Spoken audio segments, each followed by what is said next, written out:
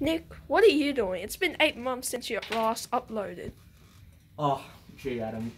I've actually had 3 videos ready to put up since, like, freaking September.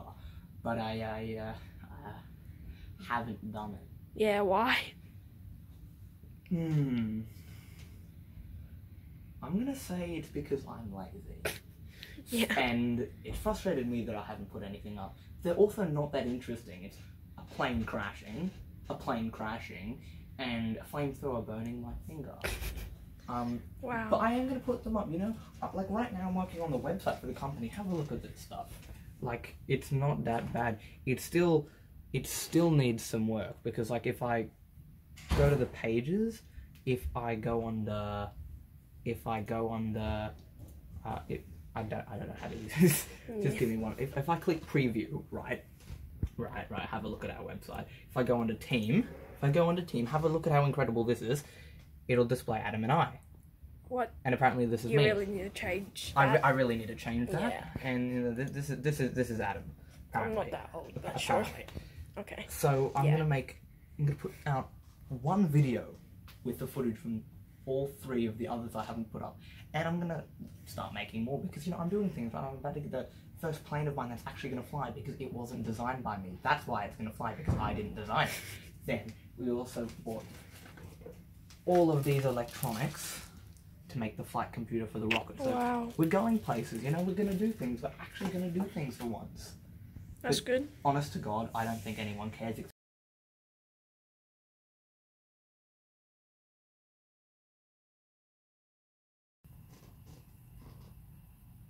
Welcome back to Astro after 8 months. Jeez, it's been a while. I have been working on things, just haven't had really the time to assemble a video, but now I do. So I have one video here, which will be a collection of the 3 videos I've had the footage for. So thank you for taking the time out of your day to watch this. Today we'll be looking at the 3 clips from the 3 separate projects, and we'll go into a bit of detail about the clips once we've finished watching them. The first clip is the attempted flight of my first plane, the Flying Spade.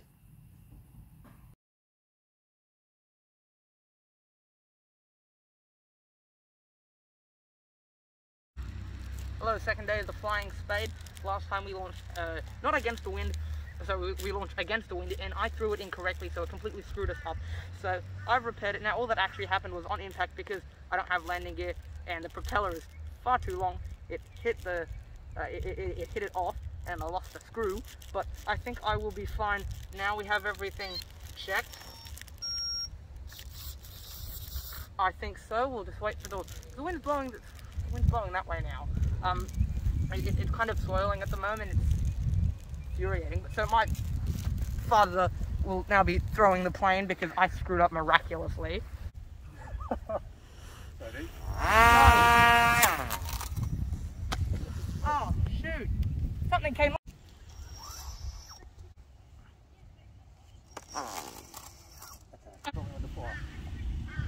I have to put it up for a few seconds first before you throw it.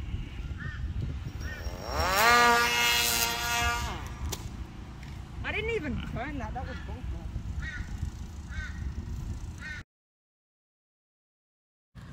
So I've learned a few things. Firstly, cardboard sucks for this. Secondly, I need to work better at gluing things. Thirdly, this is just not going to fly.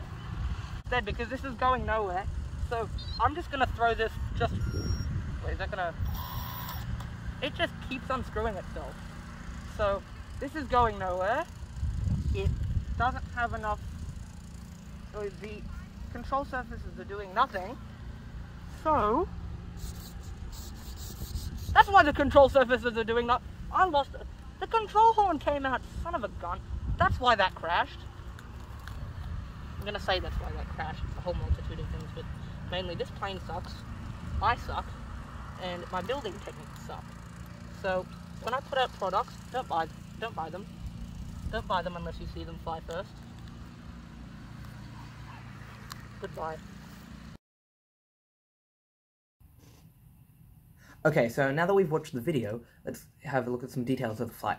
The Flying Spade is my first attempt at building a plane. It was made out of cardboard, it was heavy, it had a poor centre of gravity, it lacked rigidity, was not properly glued either. Each time it almost flew to some degree, the propeller was continuously falling off to something that during the flight, and for a little bit after, was not fully apparent to me. And obviously this caused it to fail and come straight down. I could have recovered the plane, maybe like glide it down. However, the control surfaces lacked any actual control. They were almost entirely ineffective. I thought I'd learnt my lesson from this flight, but as you'll see later in the video, I hadn't. And actually, I think I have the plane... So, this is what's left of the Flying Spade. It looks horrible, it's built horribly, look at that. That's where the engine went. This never would have flew, and I should have known that. But here we are.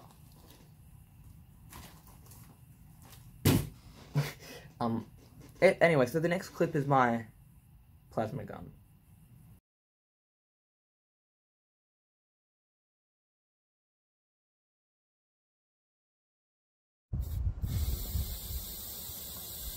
Escaping that in just a little.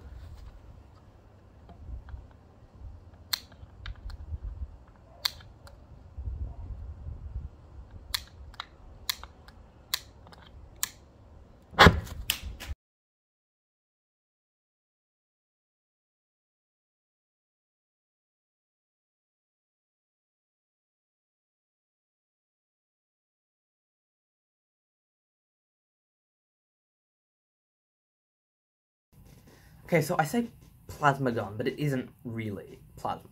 Plasma is one of the 4, or technically 5 if you can consider Bose-Einstein condensates, one of the 5 states of matter, and is gas consisting of atoms which have had their electrons stripped, which the atoms are now called ions, I believe.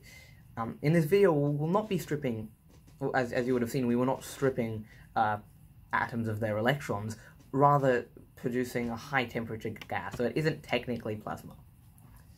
The object I called the gun is rather kind of like a large soda bottle that I'd taped 2 of them together.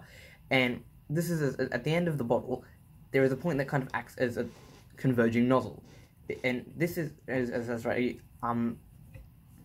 you expect the pressure to increase at that point because of the fact that the area is small, and you'd assume that since that's the smallest, the exit is the point of smallest area in the whole gun, the pressure is going to be the highest, because pressure is the force over area, and as area decreases, pressure gets bigger, obviously.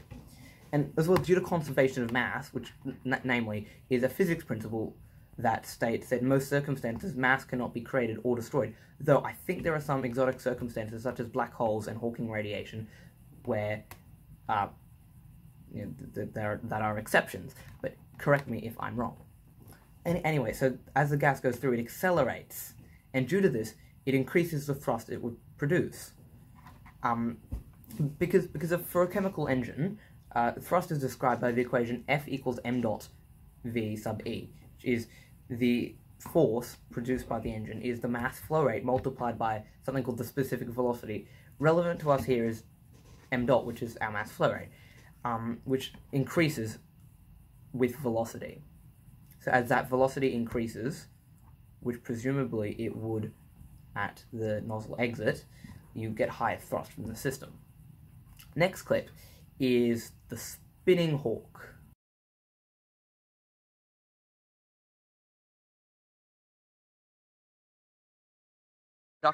Here we are, finally ready to fly a plane once again. Hopefully this doesn't go as badly as the other plane. And just quickly, we need a name for this. Dad, what do we name it? Hawk.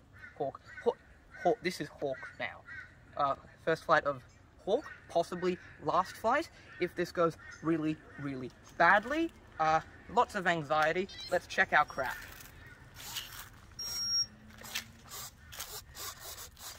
We have suboptimal pitch control, but our roll is just stupidly insane. The taxiing is not going to go well. She's going to turn. I have no control over this. So, 3, 2, 1, let's give this kid a go. Ha! I lost the wheel! Oh, crap. Hey, final. I'll tell you when. Full throttle? Yes, it is. Well, as you would have seen, the taxiing went horrible. However, we tried to launch it out of my dad's hand, and that went okay for like 2 seconds. And then, because I said the center of gravity was bad because of the battery position, and what do you know, the center of gravity was bad, it was tail heavy. And as you know, Josh Bixler says, a nose-heavy plane flies poorly, a tail-heavy plane flies once, and it looks like our tail-heavy plane is going to fly once, because as you would have seen, it spun up and almost hovered for a little bit, and then she just came straight down. Our wing is mostly intact. Our propeller, as you may see, is dead. Our other wheel, our poor Lego wheel, is perfectly fine. Like, you know, this thing's going to drive again. So, I mean, this is repairable. I don't know if I want to repair it. Let's go something, because that flipped, and that's because of the bad center of gravity.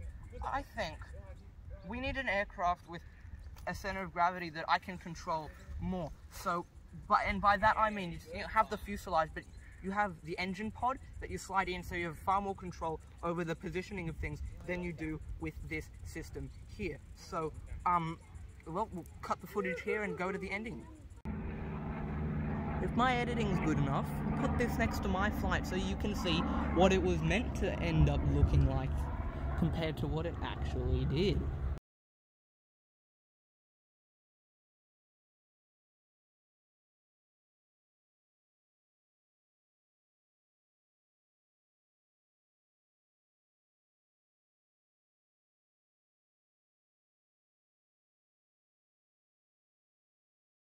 Okay, so the spinning hawk is plane number 2, and I think that it's the most interesting of my failures thus far.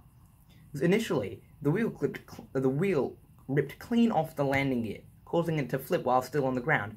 The back wheel also was not particularly well aligned. The landing gear was just really bad anyway, so I need to fix that in the future. But anyway, because of the back landing gear, it was also turning to the left, and I couldn't control that. Anyway, though, when hand launched, it flew for an amount of time that I'm very impressed with, frankly, and then it promptly spun out of control and smashed into the ground.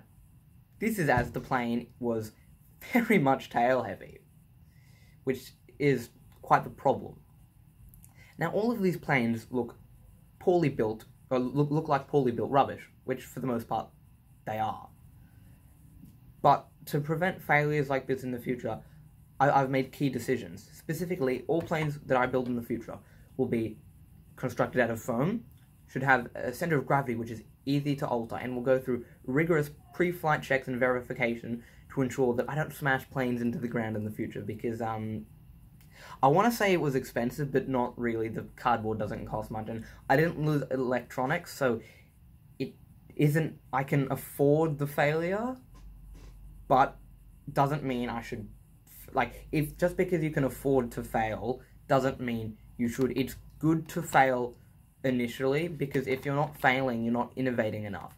So it's good to know where you're going wrong. And I'd prefer it fail on something like this when I'm starting out than, I don't know, a massive 2-meter long plane or something like that you know, put a lot of effort into and then fails because of something silly like what's happened in these flights. So I think it's very good to figure out what not to do and what you should do early on, so you don't make the mistakes further down the line, and you can improve on other things, and then promptly make other mistakes that you can learn from. And in saying that, I think these videos are slowly going up in quality. As you can see through there, like, it's not the best. I'm not particularly skilled when it comes to this whole YouTube thing, but I hope to get better in the future, and I hope that the video's been entertaining. After 8 months of nothing from me, I don't think anyone missed me, but, you know. I've got a few things I'm working on currently. such as an autonomous landing rocket powered by an EDF, which I have the electronics and components for all here. I went for a shopping trip on the weekend. Been programming some flight software as well as a flight simulation to tune my PID values. And I think basically that's it for the video. So thank you for watching. I can assure you that there will be more videos in the future. I'm not going to leave this long between videos. I'm going to make things interesting, and I'm going to keep rolling them out. So yes, please like and subscribe if you find them interesting. It's a very good way to support what I do and allow me to continue with these things in the future and scale things up. And it is, I suppose, motivation to release videos more frequently. So if you like what you see, please like and subscribe. In it, I'll put the link in the comments for my, not the comments, sorry, I'll put the link in the description for my fundraiser if you want to support in a more directly financial manner. So have a nice day. And